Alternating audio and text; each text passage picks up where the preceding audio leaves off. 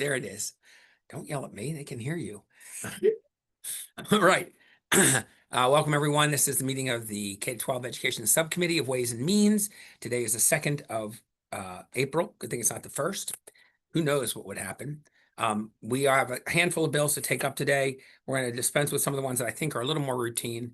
We're going to start off with Senate Bill 70, which I don't have it here, but it's a cross file of a bill that we passed earlier, which I believe was Delegate Wim's bill. Is that right? Alistair, nope. I'm off the mark here today a little bit today. This is a departmental bill from the Department of Labor. Okay. The adult diploma bill. Right. This had to do with getting diplomas.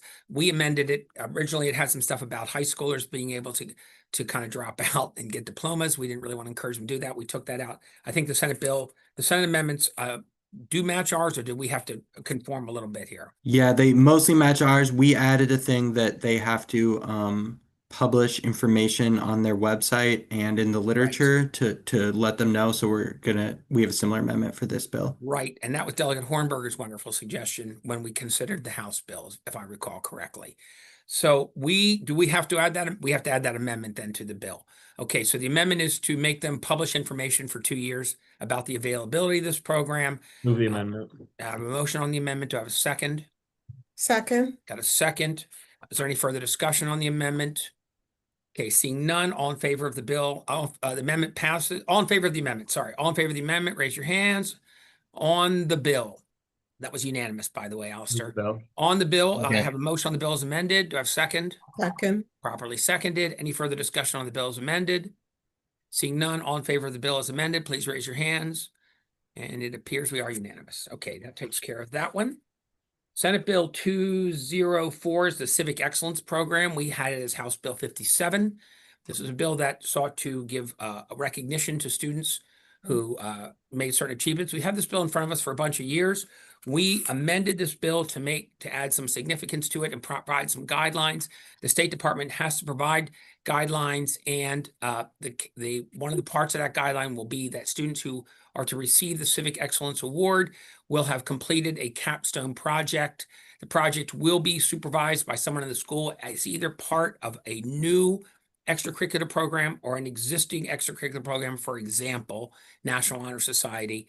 And those are paid positions for teachers in most cases, not in every case, but in most. But they are part of their assignment. And so I think, if I remember the testimony on this bill, the answer was, whatever you guys did, we want you to do it to ours too. And so I'm going to say that we are going to add amendments that are conform the Senate bill to our version. Alistair, any inaccuracies there? Okay, thank you. So on the concept of amending it to the bill that we sent over to them, House Bill 57, does anybody, I have a motion, do I have a second? Second. Thank you. All in favor of amending the bill to conform it to House Bill 57, raise your hands, please. Thank you. It's unanimous. And on the bills amended. Move the bill. First, I got a motion and somebody has to say the word. Second. Thank you. Second. Okay. The bill is properly moved and seconded. Is there any further discussion on the bill as amended? Seeing none, all in favor of the bill as amended, please raise your hands. And Hornberger got in to put his hand up. Thank you. We are unanimous on that. Okay. Senate Bill 218 is a cross file of a bill that we had, which had to do with the superintendent of schools being able to declare a state of emergency after a prolonged absence. You'll recall we had a little trouble with the days. It's 14 school days. Then after that, he or she, in this case, she, can declare a state of emergency, and that school can go to virtual education at that time to go ahead and take care of the days as they go forward. It is meant to be, according to the State Department, a bill for local school problems. We certainly had one in Washington County as the exemplar of this. They had a asbestos problem they had to clear, and they had to close the school for some time. But it could apply to other emergencies like flooding and things like that. I believe that question even came up on the House floor. Where's the Senate on us with this, Alistair? So the Senate did similar things to the House, where they fleshed out what it meant to declare a state of emergency, that you would have to consult with various entities if you were going to, if the state superintendent was going to declare a state of emergency, publicize it, and so on. The difference between the House and the Senate bills was the House bill allowed for an individual school to have a state of emergency declared for it, so that if there was like a mold outbreak in one school rather than for the whole county. And additionally, the House bill allowed for uh, exemptions to the state of for various entities to end the state of emergency. So if the State Board of Education decided that the state of emergency should end, if the General Assembly did, or if the state superintendent did, that all those entities could end the state of emergency. So the amendments that are proposed would place this in the same posture as the House bill. Okay, and does the Senate, have we conversed with the Senate about those amendments and their I believe they're on? okay with the House bill, yes. Okay, we feel pretty good about them on this. All right, so I will say generally, motion on the bill to amend it to conform to the House bill. Move favorable. Thank you. Do I have a second? Second. Anybody want to discuss the amendments? All in favor of the amendments, raise your hand, please. And we are not quite unanimous on that one. Those against, please? I think Hornberger and Miller. Okay, so that's 5-2. On the bill as amended. Move the bill. Okay, we have a Second. Second. Any further discussion on the bill as amended? Okay, seeing none, all those in favor of the bill as amended, please raise your hands.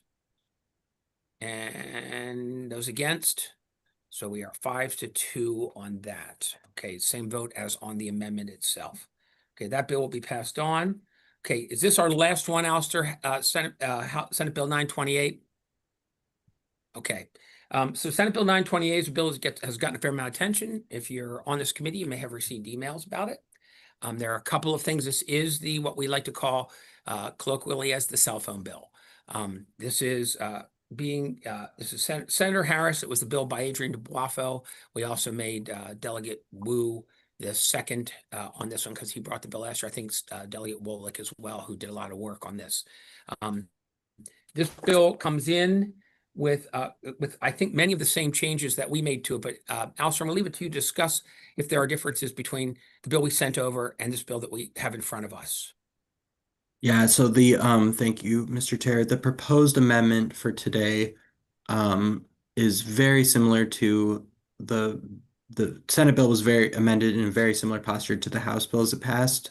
The only two changes, but the House bill had one additional exception for the policies to ban electronic devices, communication devices, which is that if used in instruction time, that could not be part of a ban.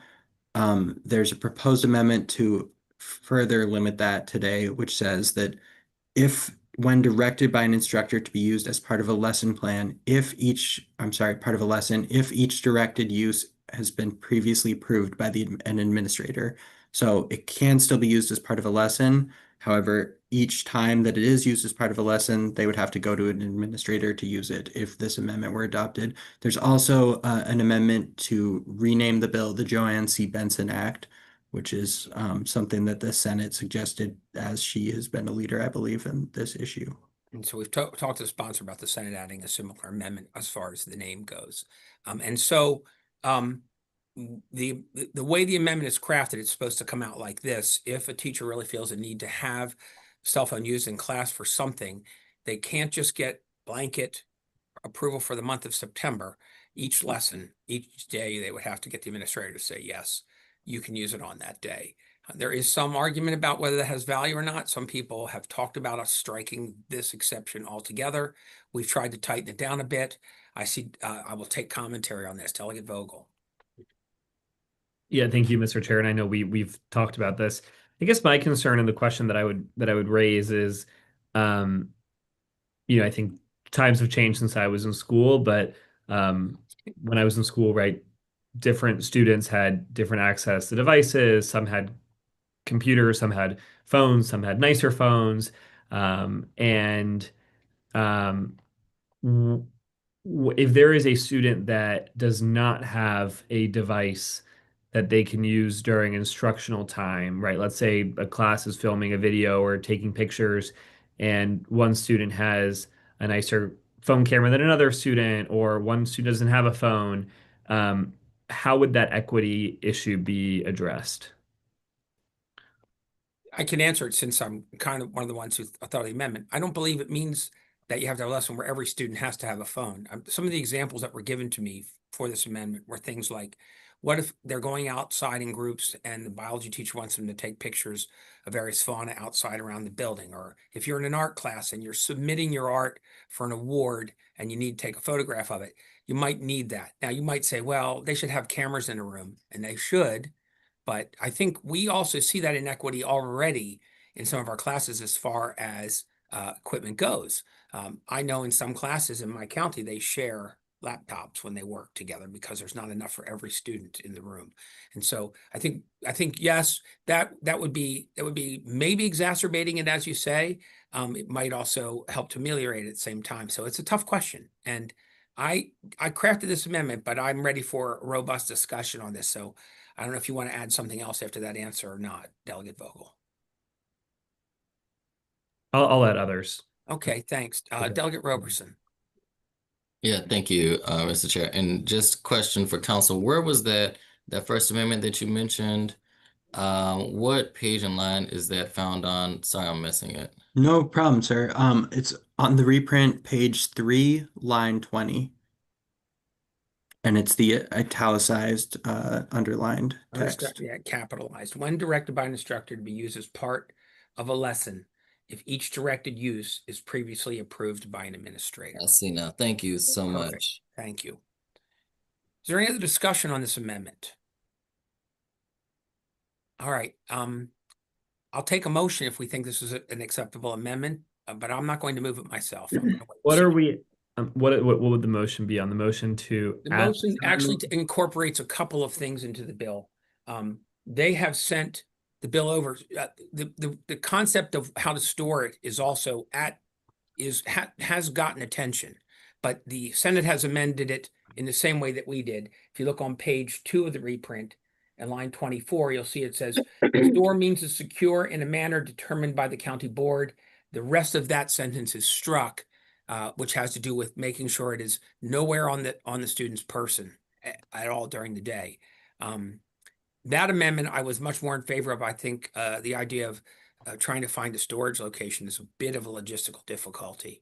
So, but theirs matches ours on that one. We are tightening down an amendment on. Mr. Chair, I move favorable.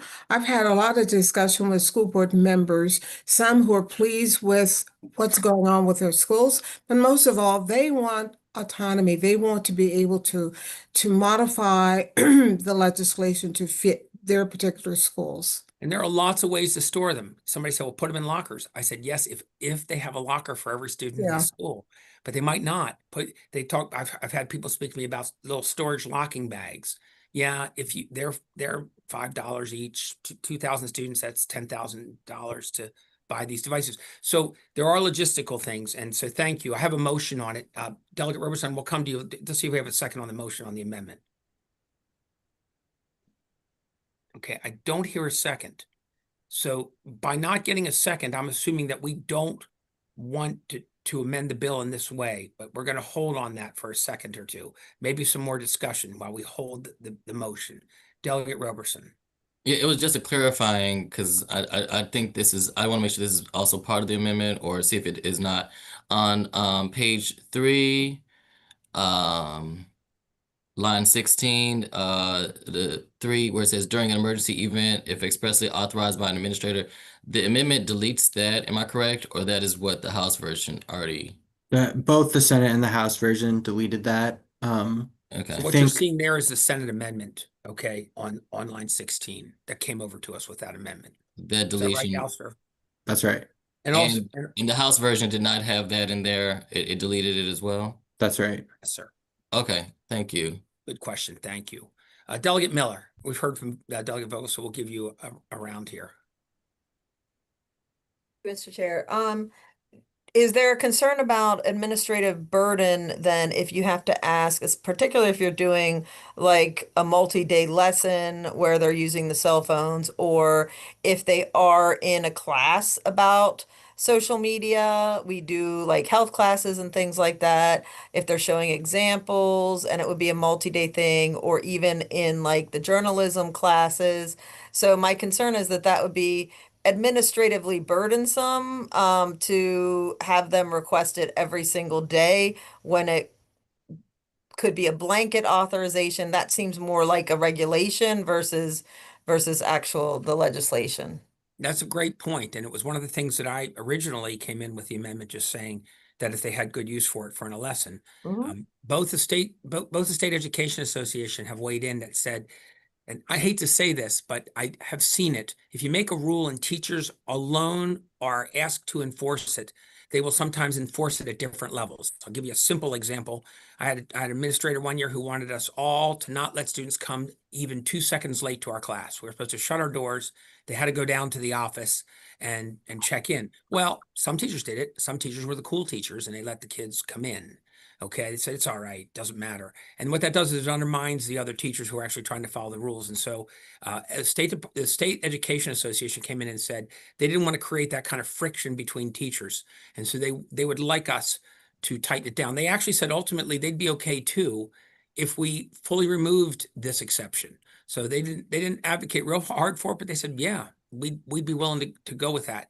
I should probably check because Lauren's here. Lauren Lamb? Is that essentially what you said? I'm reflecting some of your words, but maybe you want to just kind of confirm or deny in a elevator version on that. Yes. Sorry, my camera's not working. It's all right. We know who you are. So our preference would be to strike line 20 altogether on page 3. We are concerned that occasionally allowing personal phone use during instructional time, as Delegate Vogel said, is an equity issue, but also that it makes the policy harder to enforce overall, that it creates those differences between classrooms and the norms, and it makes it harder for educators who don't want to allow personal phone use during class time to enforce the policy. So is it fair to say that this was a good compromise, but you would have gone further? Yes. Okay, thank you. Delegate Pasteur. Thank you, Mr. Chair.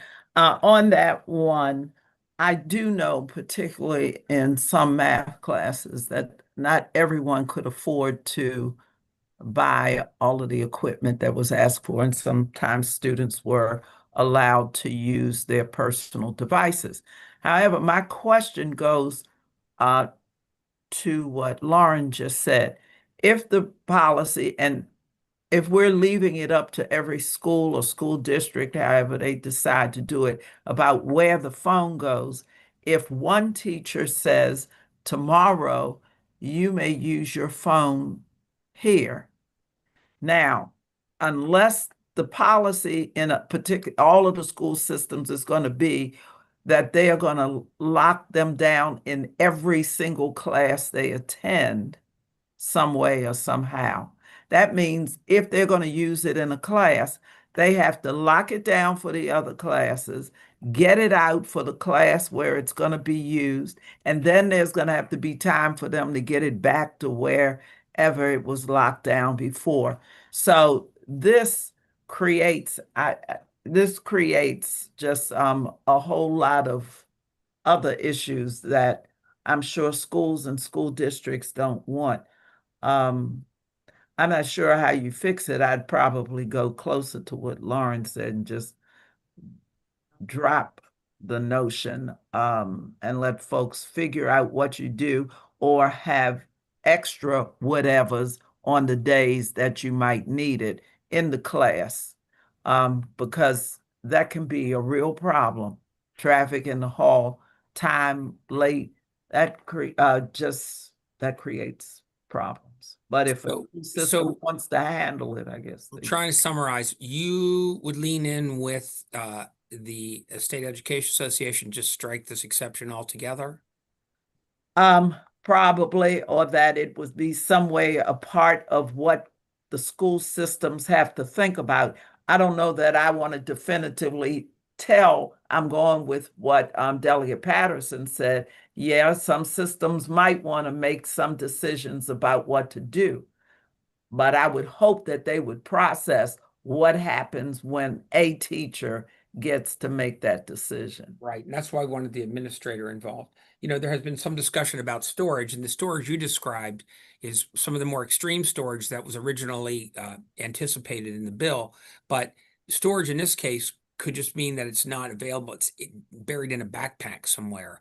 So, and that bothers some people because then it's still available. But on the other hand, that makes it so that it could be accessible for this sort of thing. And also, I worry about the logistics of collecting and redistributing phones if I do we too. store them away. That would, to me, and one of my paradigms is let's protect instructional time. I concern myself with the amount of instructional time that might use up. Also, someone had said, well, they could do it after school. This is going to mean all the teachers have to line up after school, and that's supposed to be their collaborative time. They're supposed to be doing other things during those times. So that's why I was comfortable with, and apparently the Senate was too, with our definition of the word store. But we are putting something on here that they didn't, and so it's a good discussion. But Did the you want to add rest of something? it, Yeah. if I can, the rest of that on line 24 on page 2 does say determined by the county board. I worry about even storing in the bag. What we don't want to have happen is that every teacher, using your example about getting to class on time, every teacher now has the potential, the open door, to have to argue with a child who says, you can't see mine, it's here. But it's supposed to be, that's class time, that's instruction time. This has always been the ugly piece, even when I was on the board, the ugly piece about the bill. Thank you. Delegate Vogel. Can I ask a procedural question first, Mr. Chair? Certainly. So there's a number of amendments that we're considering here. We can break them out if you want to. Yeah. I think we're only considering one amendment at this point because You're I think considering two. You're considering renaming the bill to Joanne C. Yeah, Benson okay. and this other thing about the right. So the exception. other amendments are we would have to undo some of the things the Senate did. So what you see, some of that is Senate work.